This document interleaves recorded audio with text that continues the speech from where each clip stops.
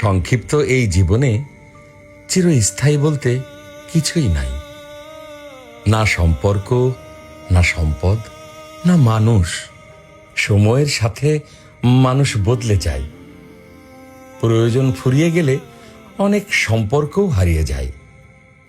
জীবন বারবার এটাই শিখিয়ে দেয়, পৃথিবীতে স্থায়ী বলে আসলে কিছুই নেই। সেটাই বোধহয় সবচেয়ে বড় দুঃখ, যে ভালোবাসাকে আমরা চিরন্তন ভাবি, তাও একসময় সময়ের ধারায় ভেসে যায়। থেকে যায় কেবল এক স্মৃতির রেশ আর এক অব্যক্ত শূন্যতা। তবুও আমরা ভালোবাসতে ভয় পাই না। ক্ষণিকের হলেও সেই সোনালী মুহূর্তগুলোকে খুঁজে ফিরি।